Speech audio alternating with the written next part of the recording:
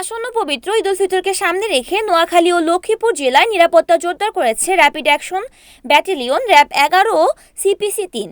ঈদকে সামনে রেখে ঘরমুখো মানুষের ঈদযাত্রা নির্বিঘ্ন রাখা, অতিরিক্ত ভাড়া আদায় প্রতিরোধ এবং ঈদকেন্দ্রিক কেনাকাটার নিরাপত্তা নিশ্চিত করতে বিভিন্ন গুরুত্বপূর্ণ স্থানে চেকপোস্ট স্থাপন ও টহল কার্যক্রম বাড়ানো হয়েছে। মঙ্গলবার বিকেলে চৌমুহনী পৌরবাস টার্মিনালে প্রেস ব্রিফিংকালে র্যাব 11 সিপিসি-3 নোয়াখালী ক্যাম্পের কোম্পানি কমান্ডার ও অতিরিক্ত পুলিশ সুপার মোহাম্মদ মুহিত কবির শেরনিয়াবাদ জানান, জেলার বিভিন্ন উপজেলায় নিয়মিত টহল পরিচালিত হচ্ছে বলে এক প্রেস ব্রিফিংয়ে নিশ্চিত করেন। এর পাশাপাশি ঝুঁকিপূর্ণ গুরুত্বপূর্ণ পয়েন্টগুলোতে আকস্মিক তল্লাশি চালানো হচ্ছে বলে তিনি জানান। তিনি আরও জানান, মহাসড়ক সহ গুরুত্বপূর্ণ সড়কগুলোতে বিশেষ নজরদারি রাখা হয়েছে যাতে ঈদযাত্রায় কোনো ভোগান্তি না হয়। বর্তমানে সার্বিক আইন শৃঙ্খলা পরিস্থিতি স্বাভাবিক রয়েছে এবং হাইওয়েতে যান চলাচল নির্বিঘ্ন রয়েছে। ঈদকে সামনে রেখে জনগণের নিরাপত্তা নিশ্চিত করতে আমরা সর্বোচ্চ সতর্ক অবস্থানে রয়েছি। যে কোনো ধরনের অপরাধ দমনে আমাদের অভিযান অব্যাহত থাকবে। চুরি, ছিনতাই, ডাকাতি, ধর্ষণ ও খুন সহ বিভিন্ন অপরাধ প্রতিরোধে র্যাবের নিয়মিত কার্যক্রম চলমান রয়েছে।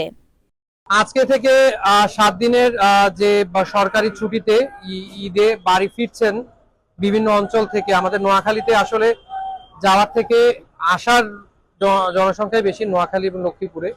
তাদের যাত্রী সাধারণের নিরাপত্তার জন্য র্যাব 11 পক্ষ থেকে এবং র্যাব 11 নোয়াখালী সিপিসি-3 এর পক্ষ থেকে এখানে বরাবরের মতোই এখানে আইন শৃঙ্খলা রক্ষায় বিভিন্ন কার্যক্রম নেওয়া হয়েছে। এর ভিতরে আছে হচ্ছে বাসাবাড়ির নিরাপত্তার যে একটা ব্যাপার আছে, সেই জন্য যারা চিহ্নিত অপরাধী আছেন বা শীতল চোর বা গৃহে চুরি করে থাকে যে সকল অপরাধীরা, তাদেরকে আইনের আওতায় আনা বা বিভিন্ন মনিটরিং এর আওতায় আনা এবং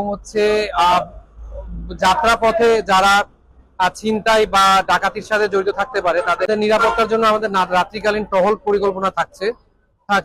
সেই কেন্দ্রিক আমরা চেষ্টা করছি যে এলাকায় এখানে যদি সন্দেহভাজন চিহ্নিত লোকে কোনো দেখা যায়, আনাগোনা দেখা যায়, তাদেরকে জিজ্ঞাসাবাদ করা এবং সম্ভব হলে আইনের আওতায় নিয়ে আসা।